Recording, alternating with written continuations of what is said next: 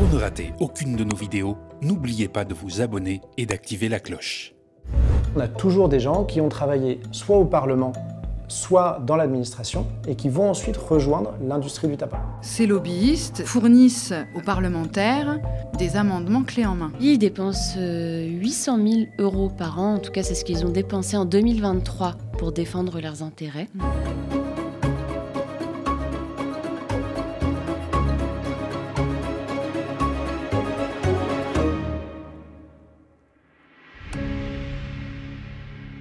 Bonjour, merci à toutes et à tous d'être avec nous aujourd'hui pour ce nouveau numéro de Face Cachée, le petit format en plateau. J'ai le plaisir aujourd'hui d'accueillir Maëlys Kider.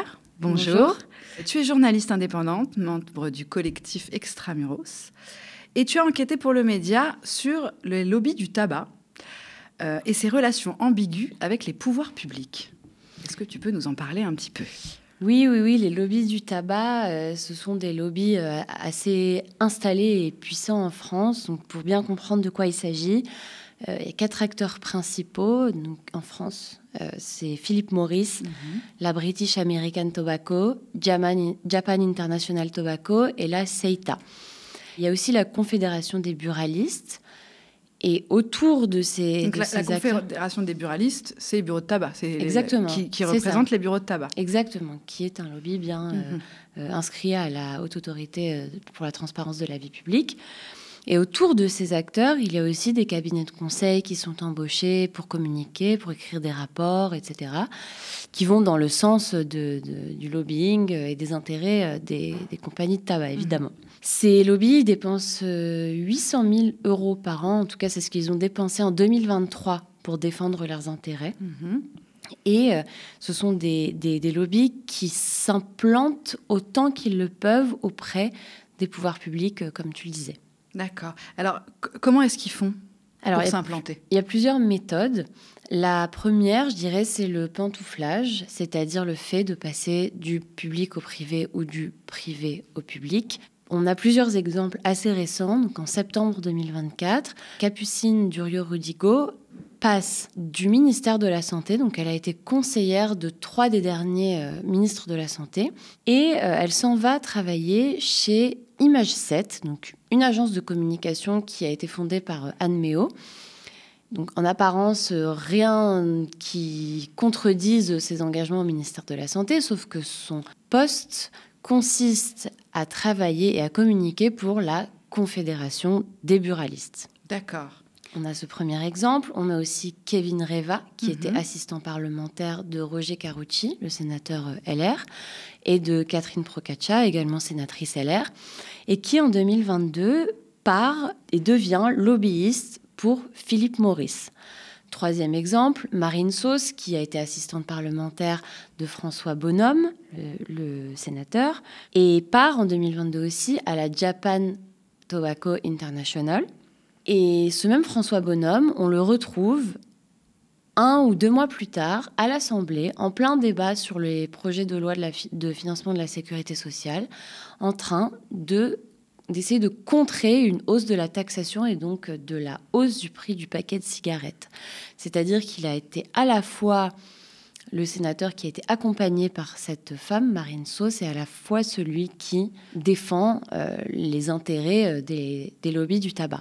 On va écouter Martin Drago de l'Alliance contre le tabac, qui est responsable du plaidoyer auprès de cette organisation, et qui nous explique en quoi ce pantouflage est problématique.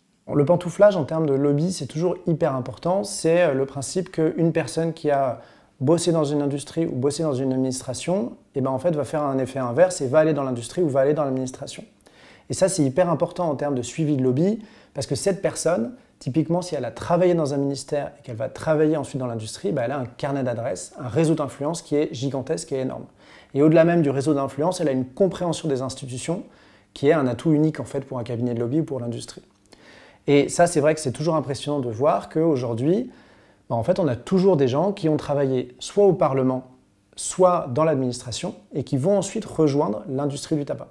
Donc, on a récemment cette Capucine Durieux-Rudigo, qui était conseillère auprès du ministère de la Santé, qui est passée chez Imachette. Mais pour ce type de poste, normalement, il y a une décision de la Haute Autorité pour la transparence de la vie publique qui donne un avis sur la possibilité pour les anciens membres du gouvernement ou les anciens conseillers, en tout cas pour certains hauts postes de la fonction publique, d'aller dans le privé. Est-ce que ça a été le cas pour Madame Durieux-Rudigo et qu'est-ce que dit la HATPV ? Il y a eu en effet un avis qui est un avis de compatibilité, donc qui autorise Madame Durieux-Rudigo à passer du ministère de la Santé à Image 7 sans problème, sans doute puisqu'il est un intermédiaire, elle est dans une agence de communication, elle ne part pas travailler directement chez Philip Morris, et encore les autres cas qu'on a cités précédemment n'ont pas été bloqués par la HATVP non plus. D'accord. Donc quand il y a un intermédiaire, en fait, on se dit finalement il y a moins de problèmes. C'est une agence de com. En tout cas, en l'occurrence, voilà, la HATVP est d'accord, ne lui a pas interdit de traiter les questions liées au tabac pendant quelques mois, comme c'est le cas dans certaines décisions. Certaines autres décisions, exactement. Et alors, quels sont les arguments ils font du lobbying, mais pour défendre quels arguments? Parce que tu nous disais que M. Bonhomme avait, par exemple, s'était opposé à l'augmentation du prix du tabac. Ça fait partie des éléments qu'ils défendent. Quels sont les arguments qu'on retrouve dans leurs actions? Enfin, qu'est-ce qu'ils défendent? Alors, la grande crainte des lobbies et des acteurs du tabac, c'est évidemment la hausse du prix du paquet, puisque ça peut avoir un impact sur les ventes. Or, ces lobbies, ils disent que la hausse du prix du paquet ces dernières années, puisqu'on se rappelle qu'en 2010, le paquet coûtait encore 5 €, aujourd'hui il était à peu près 12 €, et il y a des parlementaires qui préconisent de le faire passer à 25 € d'ici à 2040. On voit bien ce que ça peut impliquer en termes de vente, et donc ils disent que malheureusement, la hausse du prix n'a pas conduit à une baisse du tabagisme en France. En février 2024, il y a eu des auditions de lobbyistes du tabac, donc des 4 grands acteurs, devant le Sénat. Et ça a été l'occasion pour ces lobbyistes de défendre cet argument. On va écouter Madame Stéphanie Martel, qui est lobbyiste chez Philip Morris. Se demander si les taxes tabac sont efficaces, c'est se demander si le nombre de fumeurs baisse. Force est de constater que pour la France, la réponse est loin d'être positive. La raison en est que les taxes tabac en France, selon nous, n'agissent pas comme une véritable fiscalité comportementale. Je m'explique. Si l'on regarde les fumeurs adultes, sur les 20 dernières années, la prévalence tabagique n'a baissé que de 5,5 points, en passant de 30% à 24% de la population en 2022, tandis que les prix, sous l'effet des taxes, ont été multipliés par plus de 3 sur la même période. Le marché légal du tabac, lui, s'effondre. Selon les douanes, entre 2017 et 2022, les ventes légales de cigarettes ont baissé de 28%. Les fumeurs sont donc allés s'approvisionner ailleurs, hors du réseau des buralistes. En fait, plutôt que d'inciter les fumeurs à arrêter la cigarette, les taxes les poussent à contourner le prix élevé du paquet légal en achetant des cigarettes de contrefaçon ou de contrebande très accessibles et très peu chères. Le même argument a été défendu par les 3 autres lobbyistes qui étaient présents, dont Benoît Basse, qui est aussi, il faut le préciser, conseiller municipal à la mairie de Garches, donc qui a à la fois un poste public et qui est à la fois lobbyiste du tabac. Élu, en tout cas. Oui. Le deuxième argument qui est employé par ces lobbies, c'est que si on augmente le prix du paquet, alors les gens vont se rabattre sur le marché noir, c'est-à-dire la contrebande, la contrefaçon, les cigarettes de mauvaise qualité qui seraient encore plus nocives pour la santé que celles qui sont dans les circuits légaux. Ça a été inscrit et défendu dans un rapport du cabinet de conseil KPMG. Sauf qu'en creusant, on se rend compte que ce rapport, il a été financé par l'industrie du tabac, par ces mêmes lobbies. Ça a été pointé, entre autres, par Madame Elisabeth Doineau, qui est sénatrice et qui, elle, fait partie des élus qui préconisent d'augmenter le prix du tabac. Ce rapport était commandé par la puissance publique ? Non. C'est vraiment un rapport qui a été commandé et financé par les industriels du tabac. Mais qui sert aujourd'hui de soutien à l'argumentaire qui vante les orientations prises par les industries du tabac. Exactement, qui défend ces mêmes arguments. Et pour porter ces arguments-là, les lobbyistes sont invités dans les médias, sur les plateaux télé. On peut prendre l'exemple de Daniel Brückel, qui a été interrogé dans plusieurs médias et qui est présenté comme le chef prévention du commerce illicite chez Philip Morris. Et donc, il dit que voilà, le marché noir risque d'exploser si on leur met des bâtons dans les roues. Ce que ne dit aucun média qui l'invite, c'est que c'est un lobbyiste. Donc, son titre n'évoque pas du tout le fait qu'il soit représentant d'intérêt. Or, il est bien inscrit dans les registres de la HATVP. Ces lobbyistes, ces organismes qui travaillent pour l'industrie du tabac, fournissent aux parlementaires des éléments de langage et parfois même des amendements clés en main. Oui, les amendements clés en main, ce sont des textes qui sont remis à des élus par des lobbyistes ou par d'autres acteurs pour tenter de les pousser à l'Assemblée nationale pour faire en sorte qu'ils soient débattus et éventuellement votés. Et donc les lobbyistes du tabac ont fourni de nombreux amendements clés en main. On a un exemple assez frappant.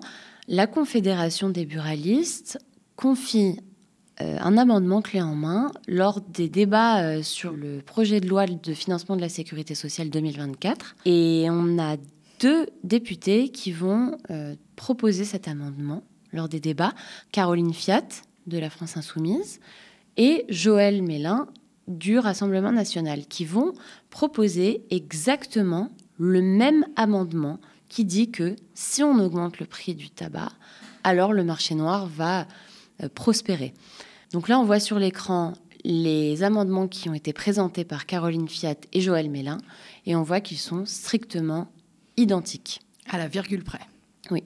Donc ça va tellement loin qu'on a quand même 2 parlementaires qui sont à l'opposé sur l'échiquier politique et qui vont déposer exactement le même texte. Tout à fait. Je suppose que tu as contacté ces 2 parlementaires. Bien sûr. Enfin, Caroline Fiat n'est plus députée, mais Joël Mélin l'est, et je n'ai pas eu de réponse. Face à cette bataille du récit, parce qu'en fait, eux vont tenter d'imposer leurs arguments, et face à cela, on a des associations quand même qui essayent de faire contrepoids. Oui, notamment l'Alliance contre le tabac qui introduit un recours devant la justice administrative pour que les buralistes soient sanctionnés lorsqu'ils vendent du tabac aux mineurs, puisque c'est un peu le nerf de la guerre. On écoute Martin Drago. La question qu'on a essayé de lancer cette année lors d'un procès administratif, donc d'un contentieux administratif, c'est en fait une question sur justement le contrôle des buralistes.